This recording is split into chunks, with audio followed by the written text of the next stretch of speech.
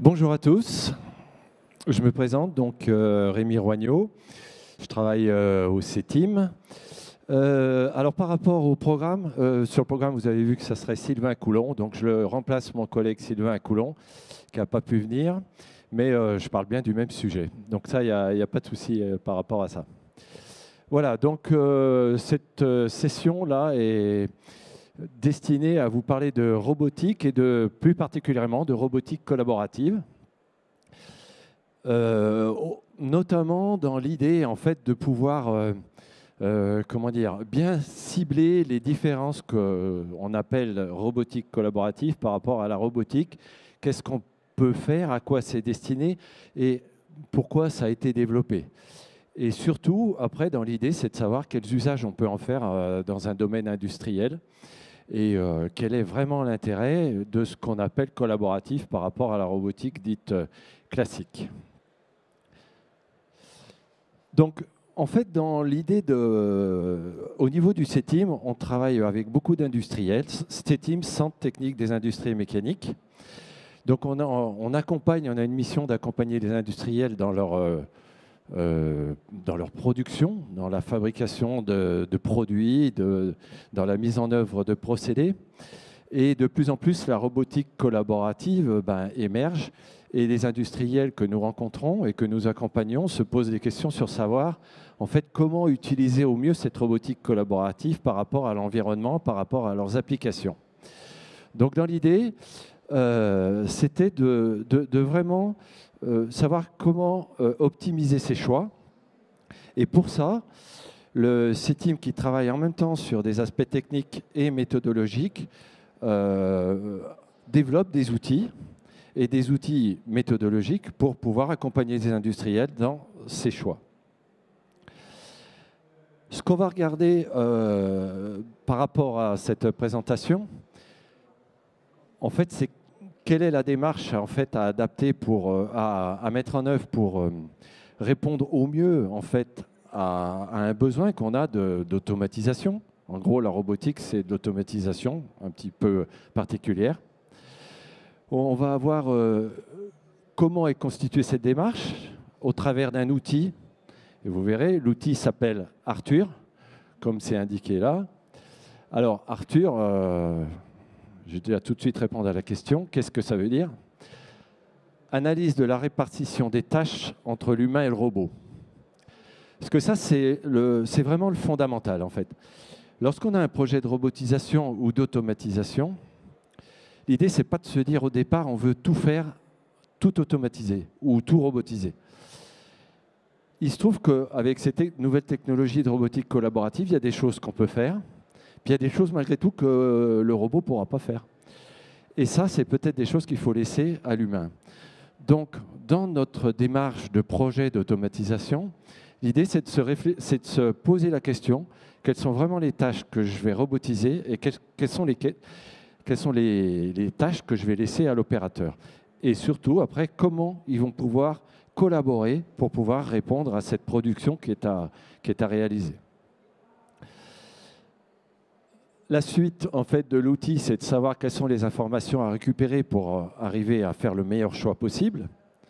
Des informations qui sont au niveau du besoin, donc plutôt fonctionnelles, et puis des informations qui sont techniques au niveau de l'application en elle-même, vraiment les caractéristiques techniques de ce qu'on veut faire. Et l'idée, c'est de faire correspondre au mieux les solutions existantes qui sont des solutions techniques par rapport à notre besoin. Même par rapport à la présentation qui a été faite précédemment, le fondamental au départ, c'est de savoir ce qu'on veut faire. Donc forcément, je vais insister un petit peu là-dessus, d'orienter les bons choix par rapport à des objectifs qu'on se pose en termes de besoins. Voilà, quels sont les accompagnements qui peuvent être réalisés pour arriver à cette fin, c'est-à-dire choisir le meilleur compromis de robotisation. Et je rentre directement dans le vif du sujet. Alors, la robotique collaborative, en fait, on s'aperçoit, il y a eu une grosse évolution dans les dernières années, qui n'a pas toujours été bien, argumentée ou expliquée. sur ce qu'on pouvait faire avec la robotique collaborative. Malgré tout, on ne peut pas tout faire. Il y a des avantages sur ces robots dits collaboratifs qui ont des performances accrues en termes de sécurité, donc qui permettent de faire certaines applications qu'on ne pouvait pas faire avant, mais on ne peut pas tout faire non plus. Souvent, ce qui se pose aussi comme question, c'est la question du réglementaire. Quelles sont les limites de responsabilité par rapport à l'intégrateur, par rapport à l'industriel? Donc c'est aussi ces aspects-là qui ont beaucoup évolué, qui continuent à évoluer. Il y a des normes qui sont spécifiques à la robotique collaborative par rapport à la robotique. Quand on dit collaboratif, il y a cette notion de collaboration, c'est-à-dire qu'on va avoir dans le même champ, dans la même zone de travail, un robot et un humain, un opérateur par exemple. Et forcément, ça implique une analyse de sécurité qui va être un petit peu différente de ce qu'on avait l'habitude de faire avec des robots dits classiques, où vous avez une enceinte grillagée et on arrête le robot avant d'intervenir. Là, on n'arrête pas le robot, donc c'est vraiment un point différent. Et ce qui se passe, c'est que le CETIM accompagne beaucoup d'industriels par rapport à la robotisation. Et le constat qu'on fait, nous, c'est de se rendre compte que finalement, des applications collaboratives, il n'y en a pas tant que ça. Il y a différents niveaux de collaboration. On va rentrer dans le détail un petit peu après. Collaboration directe, collaboration intermittente ou collaboration prévue à des fréquences déterminées. Mais c'est assez rare qu'on trouve de la collaboration directe. Donc ça, c'est vraiment le besoin qui doit être exprimé au départ.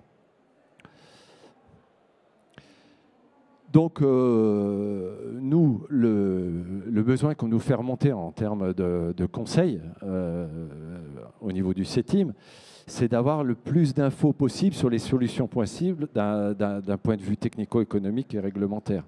Mais malgré tout, par rapport à ça, il faut bien revenir sur le besoin initial pour savoir si vraiment la robotique collaborative correspond au besoin initial. Voilà. Donc le CETIM a travaillé pendant un certain nombre d'années sur un outil qui permet de donner un avis plutôt rapidement, donc, et surtout argumenté sur des applications type, et qui permettent déjà d'orienter vraiment quelle est la structure de robotisation qui est la plus adaptée à l'application qui est envisagée. Cet outil, on l'a développé pendant un certain temps et surtout testé après, derrière, chez pas mal d'industriels pour voir s'il répondait bien et s'il était bien calibré, on va dire, par rapport à la solution qui était proposée. Alors, cet outil a été démarré à partir de plusieurs programmes d'accompagnement collectif, dont celui-là, le programme RoboStart PME, RSPME en raccourci, qui était un gros programme au niveau national et qui a permis d'accompagner 250 entreprises dans la mise en place de leur premier robot. Donc, c'était des primo-accédants au niveau de la robotisation pour les aider à bien définir leurs besoins, à bien choisir la bonne solution par rapport à leurs besoins et les accompagner dans la réception des équipements. Donc c'est un gros retour d'expérience, en fait, énorme quand même, 250 PME, qui nous a permis d'avoir une bonne base pour pouvoir développer cet outil-là. Et puis, en parallèle de ça, au niveau du CETIM, on va dire l'équipe robotique est assez large. Et nous avons aussi des collègues qui travaillent sur la partie purement sécurité robotique, et en particulier sécurité robotique collaborative. Donc, les premiers robots collaboratifs sont arrivés déjà il y a plus de 10 ans. Donc nous, on a commencé à travailler sur ces sujets-là à ce moment-là. Donc c'est celui que vous pouvez voir ici, l'Universal Robot. Et depuis, donc, on travaille au niveau des normes et on travaille aussi dans les instances, disons, de prévention pour éditer en fait des guides et des préconisations pour la mise en œuvre de ce type de robots collaboratifs. Ce que vous avez là à l'écran, c'est un exemple en fait d'application de collaboration directe, où vous avez l'opératrice qui est directement en contact avec le robot. Alors là, ici, c'est un Universal Robot, voilà, sans autre équipement de sécurité que les fonctions de sécurité intrinsèques au robot. Mais ça, c'est des cas très particuliers qui ont été étudiés avant pour que ce soit possible de le faire. Tout n'est pas possible à ce niveau-là de collaboration. Alors, la différence avec un projet de robotisation, ben, finalement, au départ, il n'y en a pas tellement. Parce qu'on va définir un projet de robotique collaborative par rapport à un besoin. Donc, il faut déjà définir ce besoin. Il y a des outils pour définir le besoin, ça, on ne les a pas remis en cause. Il y a en particulier l'analyse fonctionnelle, qui est vraiment un outil très adapté et qui permet, si on la déroule comme il faut, de bien partir depuis le besoin exprimé en termes de résultats attendus jusqu'à la solution technique la plus adaptée par rapport à ce besoin-là. Ça, dans cette première analyse du besoin, c'est notre phase 1 de notre diagnostic Arthur, analyse de répartition des tâches, qui va nous permettre déjà de dégrossir le sujet et de nous faire exprimer des premières pistes de solutions par rapport aux critères principaux qui auraient été exprimés. Parce que ce qu'il faut voir, c'est que cet outil-là, c'est un diagnostic qui se déroule sur une journée, on va dire. Donc en une journée, il y a pas mal de choses à faire. Et puis après, il y a une phase 2, où on va exploiter ces pistes de solutions au niveau vraiment d'exprimer d'une façon très technique les solutions envisagées par rapport à chacune des phases opératoires ou des tâches, puisque Arthur, analyse de la répartition des tâches, et savoir quelle solution vraiment technologique on va mettre en face et les risques, est-ce que ça correspond vraiment aux risques exprimés. Donc, à travers cet outil, déjà, on va faire apparaître des points d'alerte sur les éléments les plus, on va dire, les plus critiques en termes de sécurité, parce que ce sera surtout ça qui est le moteur de ce diagnostic. Voilà. Pour ça, bien sûr, pour pouvoir répondre à ça, c'est la connaissance des produits et de la réglementation qui fait qu'à la fin, on pourra nous donner un avis sur les différentes possibilités qu'il y a, ou pas d'ailleurs, de collaboration, enfin de robotique collaborative.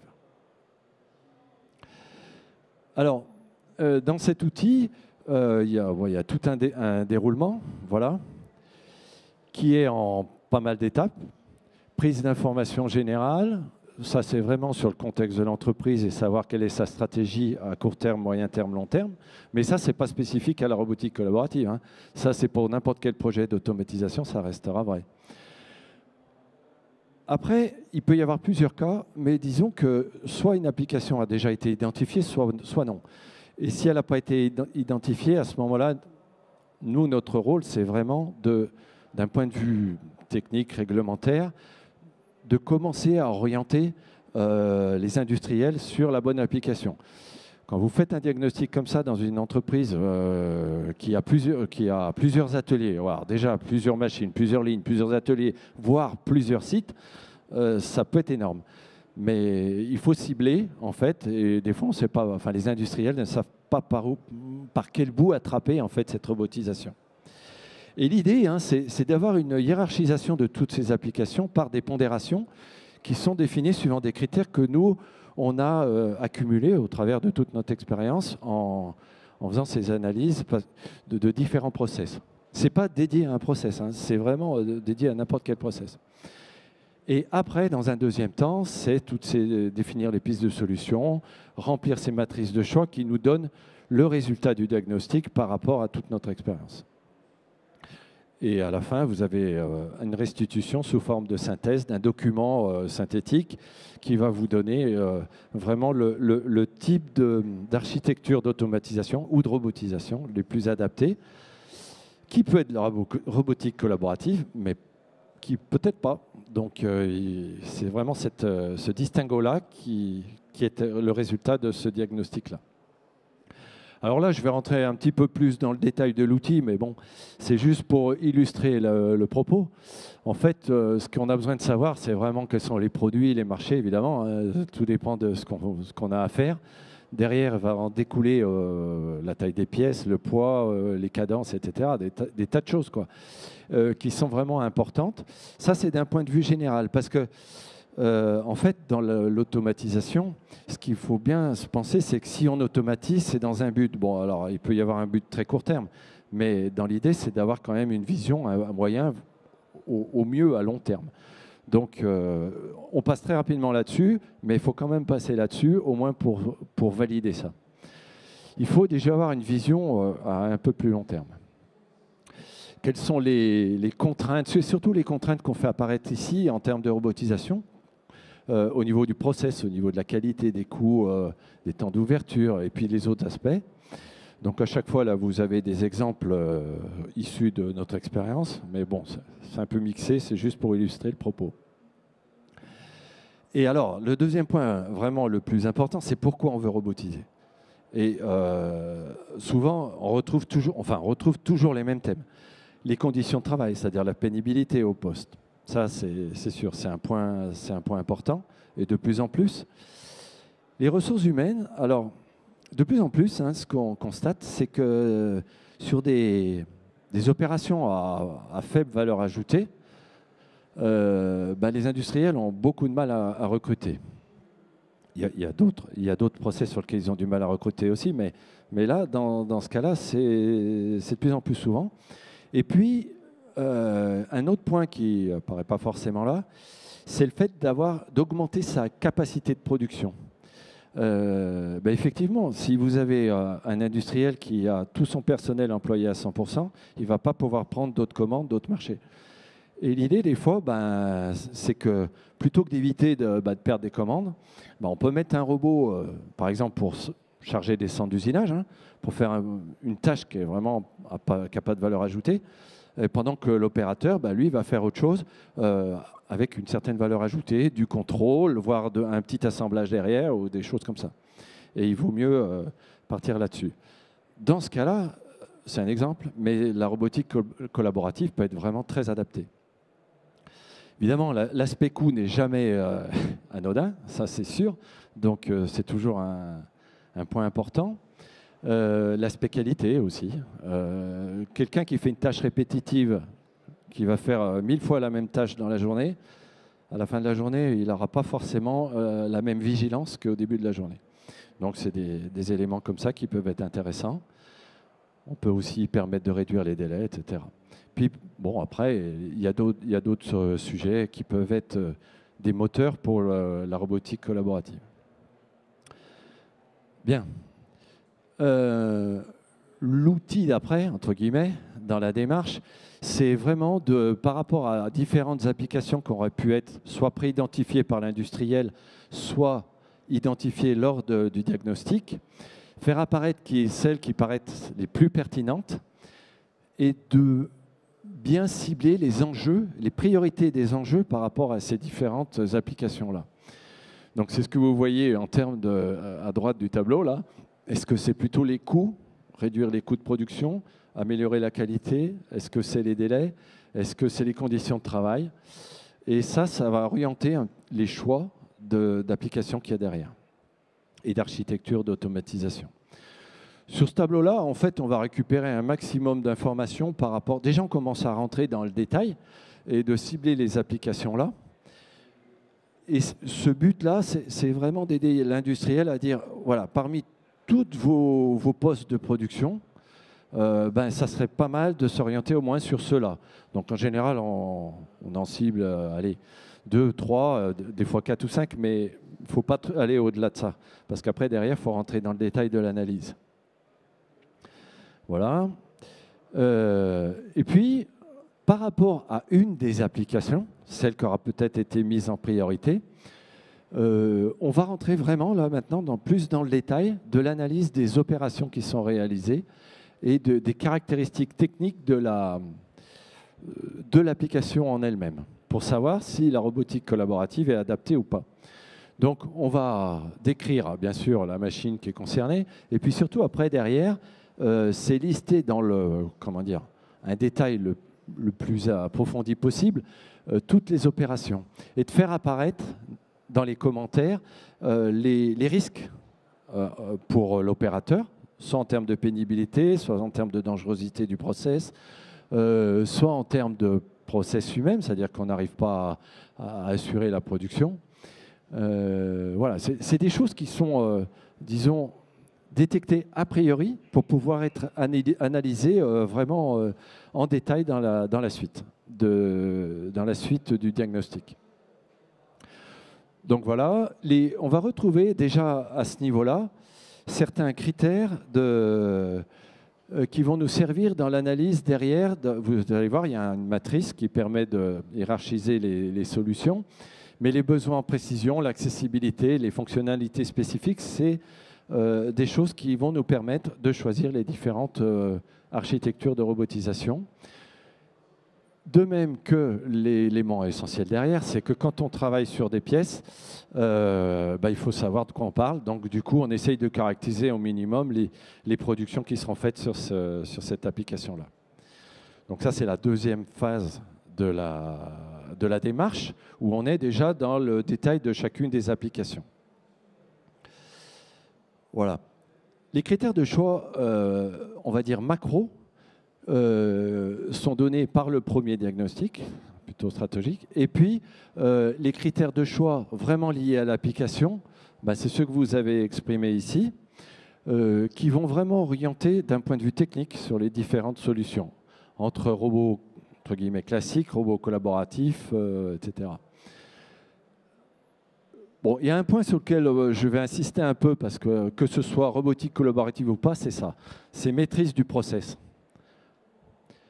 En gros, c'est très souvent qu'on a des demandes de robotisation, mais on se rend compte que le process n'est pas maîtrisé. Ça veut dire quoi, le process n'est pas maîtrisé? Admettons, on a une pièce qui sort d'une machine, d'une presse, de ce que vous voulez, une découpeuse. Et puis on se dit, ouais, là, je vais mettre un robot parce que le robot il va prendre la pièce, et puis j'ai un gars toute la journée, il prend la pièce, puis il la met dans un carton. Ouais, alors c'est sûr, c'est très bien adapté la robotique collaborative. Mais si la pièce, elle arrive une fois comme ça, une fois comme ça, une fois dans un sens, une fois à l'envers, non, ça ne marchera pas, quoi. Il va falloir mettre un système un peu complexe pour arriver à prendre la pièce. Ou alors, on optimise directement le process pour avoir une bonne maîtrise du process, parce que c'est un point vraiment fondamental. Dès qu'on veut automatiser ou robotiser, il faut adapter le process à l'automatisation ou la robotisation. Et c'est vraiment systématique. Donc ce point-là, c'est vraiment un point de vigilance important. Derrière, on retrouve tous les autres critères dont je vous ai déjà parlé précédemment. Et alors, là, on va rentrer dans le détail un petit peu de l'outil qui nous permet d'obtenir le résultat final. L'idée, c'est de les hiérarchiser, ces critères. Parce que, en fonction de ce critère-là, s'il est important ou pas, les solutions sont différentes. Donc, il faut savoir quels sont les critères qu'on veut avoir en tête, qu'on veut mettre en avant ou pas. Et ce n'est pas toujours évident. Donc, nous, on a pris une méthode qui vaut ce qu'elle vaut, mais qui permet de hiérarchiser ces critères-là. C'est un exercice pas simple. Hein. Quand, a priori, vous dites est-ce que pour moi, la disponibilité de mon moyen, pour d'autres machines, c'est-à-dire est-ce qu'il doit être mobile, il peut se déplacer, enfin pas mobile d'une façon autonome, mais est-ce qu'on peut le déplacer? C'est plus important que le coût de l'équipement. Alors là, pas facile à dire. Mais il faut le hiérarchiser quand même. Parce qu'entre une machine spéciale, un robot collaboratif, une cellule robotisée gros porteur, ce n'est pas les mêmes coûts. Donc la solution, il peut y en avoir plusieurs. Il peut y avoir des mix de solutions. C'est important de faire ça. Et ça nous aide après dans notre tableau de hiérarchisation. L'idée, voilà, comme je vous le disais depuis le début, mais là vous l'avez concrètement sous les yeux, c'est de savoir entre tout à fait à gauche, à gauche, l'assistance au geste, et à droite, la machine spéciale, vous avez différents niveaux de collaboration entre l'homme et le robot. Mais le but, c'est vraiment de savoir est-ce que l'opérateur a besoin de collaborer avec le robot ou pas. Et ça, c'est pas évident dès le départ. On vous a mis en fait deux types de frises. La première frise, celle du haut, c'est celle qui a été reprise dans le guide du ministère du Travail, avec qui on a travaillé pour l'élaboration de ce guide. Et notamment, vous allez y retrouver, en fait, comme exemple, cette application, la deuxième, d'îlot robotisé collaboratif petit porteur. Donc, c'était une des premières applications de collaboration directe. Et nous, au niveau CETIM, notre hiérarchisation, en fait, de la collaboration entre l'homme et le robot. Alors, on a mis tout à fait sur la droite la machine spéciale, parce que la machine spéciale, c'est grande série, c'est adapté à des cadences peut-être importantes, mais par contre, il y a zéro collaboration, parce que pour rentrer, il faut arrêter la machine. Voilà. Et puis, au milieu de tout ça, vous avez tous les degrés de collaboration, direct, intermittent, système déplaçable, collaboration flexible, qui sont plus ou moins émergents, mais qui se développent de plus en plus dans l'industrie. Et le but, c'est d'arriver à ça derrière. Donc pour ça, eh ben, en fait, nous, ce qu'on a fait, c'est que de notre expérience, et par rapport aux critères qu'on a fait émerger au départ, on a coté ces différentes architectures d'automatisation vis-à-vis de l'importance des critères qu'on a identifiés au départ pour une application donnée. Et le fait de remplir cette cotation uniquement des critères vous donne un résultat tel qu'il est. Voilà, vous allez voir.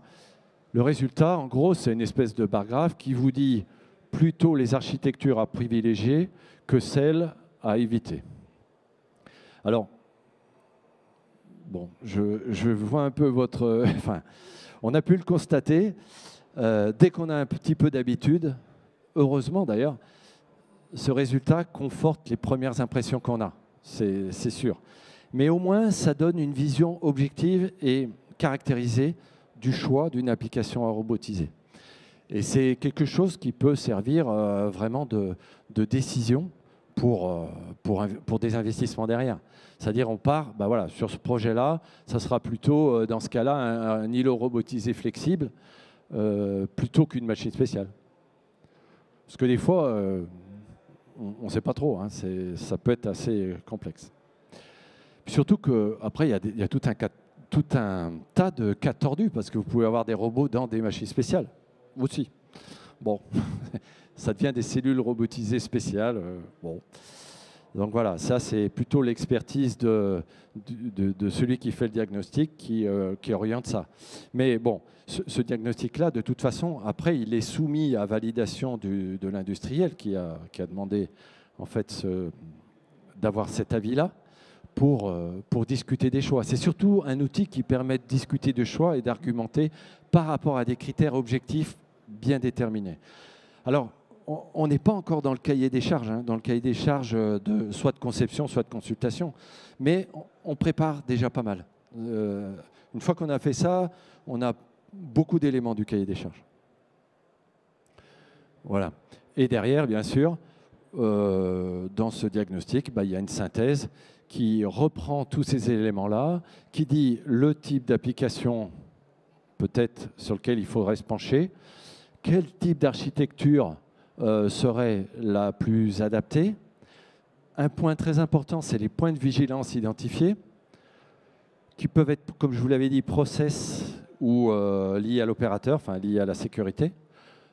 Pas forcément au process lui-même, mais par exemple même au produit. Si vous travaillez sur des tôles, pour charger une presse, les tôles peuvent être coupantes, elles peuvent être pointues. Donc là, il y a des précautions à prendre en termes de robotique. Je ne suis pas rentré dans le détail, mais un robot dit collaboratif, ça ne veut pas dire que l'application dans laquelle il va être collaborative. Tout dépend de ce qu'il va faire. Donc si on lui met un couteau au bout du bras, l'application ne sera pas collaborative, hein. Il va falloir prévoir des fonctions de sécurité par rapport à ça. Voilà, et derrière, après, on préconise des types d'accompagnement possibles qui vont... Alors ça, c'est toute la démarche, en fait, qui peuvent passer par des essais de faisabilité, puisqu'au niveau du CETIM, on a aussi des robots collaboratifs qui permettent de faire des essais, soit de manipulation, d'usinage, de polissage, j'en passe, de contrôle. Voilà. Bien sûr, toute la démarche, on va dire un petit peu classique, de cahier des charges, aide à la conception et voire de consultation. L'analyse économique, bien sûr, qui vont derrière, et puis la gestion de projet avec les intégrateurs. Donc là, vous avez vraiment toute la démarche possible, sur lequel je ne rentrerai pas dans le détail, mais après, on peut en discuter sans problème. Et pour finir, bon, je ne vais pas trop rentrer dans les détails, mais en fait, c'est le type de questions que vous pouvez avoir par rapport à une relation avec un intégrateur. Et avant de se décider sur un robot collaboratif, en tout cas, nous, c'est ce qu'on regarde. C'est par rapport à un robot lambda, X, Y, Z, quelles sont ses fonctions de sécurité, quels sont les niveaux que le constructeur a déclarés. Le problème de la robotique collaborative, c'est qu'il en sort quasiment, j'allais pas dire tous les jours, mais tous les mois, il y a des nouveaux robots collaboratifs qui sortent. Donc, oui, ils sont dits collaboratifs, mais il faut quand même vérifier. Donc, au niveau du CETIM, on a pas mal d'essais et on travaille beaucoup avec les intégrateurs pour justement voir si ces niveaux de sécurité sont bien conformes à ce qui est demandé en termes de sécurité. Par exemple, la détection d'effort, est-ce que c'est une fonction de sécurité? Est-ce qu'elle a été traitée comme telle? Ce n'est pas évident. Vous avez exactement les mêmes questions en ce moment pour le développement des AMR, les robots mobiles autonomes, qui, les normes évoluant aussi, essayent de s'adapter à des nouvelles applications, mais encore faut-il que ce soit possible en termes de sécurité. Un autre point très important, c'est les modes de marche. Donc, c'est des points sur lesquels ce n'est pas forcément la première chose qu'on regarde dans un projet de robotisation, et pourtant, c'est un élément essentiel. C'est souvent là, dans les modes dégradés, qu'il peut y avoir des risques, donc il faut bien les passer en revue. Les vitesses, alors tous les paramètres de vitesse, d'accélération, voilà, qu'il faut. Est-ce que ça correspond aux limites de sécurité? C'est assez compliqué parce que même dans des robots collaboratifs qui existent déjà depuis longtemps, vous pouvez bloquer des vitesses en termes de sécurité, mais ça va peut-être impacter sur d'autres modes de marche. Donc c'est des points qui sont importants. Pareil pour les couples aussi. Les faisceaux là, de câbles extérieurs, est-ce que ça ne remet pas en cause la sécurité du robot? Il y a des robots qui intègrent les faisceaux à l'intérieur du corps, il y en a d'autres non. Donc, c'est des points qu'il faut quand même regarder. Et puis voilà, ouais, bien sûr, tous les modes d'apprentissage. Voilà. Donc, ça, c'est plus des questions techniques. Le but du jeu, là, c'était de vous montrer cet outil de diagnostic qui permet d'avoir une vision à la fin du type de robotisation qu'on peut envisager. Mais franchement, par rapport à la robotique collaborative, la première question à se poser, c'est de se dire comment j'envisage la collaboration des opérateurs avec le robot. Et premièrement, est-ce qu'il va y en avoir besoin? Parce que dans la majorité des cas pour lesquels on intervient, il n'y en a pas forcément besoin. Donc, si vous avez par exemple, j'avais pris l'exemple tout à l'heure du chargement de centre d'usinage. Si vous avez un robot qui va charger un centre d'usinage à partir ne serait-ce que d'une table sur laquelle sont posées les pièces, si l'autonomie par rapport au temps de cycle du centre d'usinage elle est d'un poste, 7 heures mettons, est-ce que vraiment est-ce qu'on appelle ça de la collaboration pour aller charger la table? Non, peut-être pas. Donc voilà, faut regarder. Donc c'est tous ces éléments-là qui sont pris en compte et qu'on balaye pendant ce diagnostic Arthur.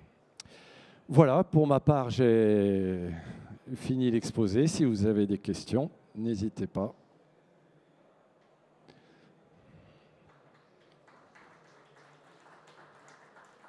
Merci. Oui, il restait un slide, c'est pour vous dire qu'il y a des accompagnements en région qui peuvent se faire sur ce thème-là. Donc là, je vous ai mis un accompagnement qui se fait en Nouvelle-Aquitaine, mais il y en a aussi sur Rhône-Alpes. Oui, on va vous donner un micro, n'hésitez pas. Merci, bonjour, Sophie Perréon. Je voulais savoir quelles étaient les normes sur la robotique collaborative, parce que je pense qu'elles évoluent, et quelles étaient les normes de sécurité auxquelles il fallait se référer actuellement, par rapport aux robots fixes. Oui, alors je ne les ai pas listés là, c'était pas le sujet, mais effectivement, il y a une une ISO TS qui est sortie, alors je ne sais plus le numéro, mais qui correspond vraiment à la robotique collaborative en collaboration directe. C'est-à-dire qu'en fait, elle permet... Ils ont fait des tests sur les impacts que pouvait avoir un robot par rapport à un corps humain, en différentes zones du corps humain. C'est des choses qu'il faut appliquer et qui, théoriquement, tous les robots dits collaboratifs qui sortent dans le commerce répondent à ça. Voilà. Et il y a des normes spécifiques. Alors, en plus de toutes les autres normes liées à la robotique en général. Hein. Voilà. Mais oui, celle-ci est vraiment spécifique robotique collaborative. Je vous invite à... Alors, je ne vais pas revenir en arrière, mais sur la présentation, je vous ai montré dans les premiers slides le guide d'application de la robotique collaborative du ministère du Travail. Donc, vous aurez toute la liste de ces... Sinon, après, on peut se voir après, je vous donnerai les coordonnées. Voilà. Est-ce qu'il y a d'autres questions ?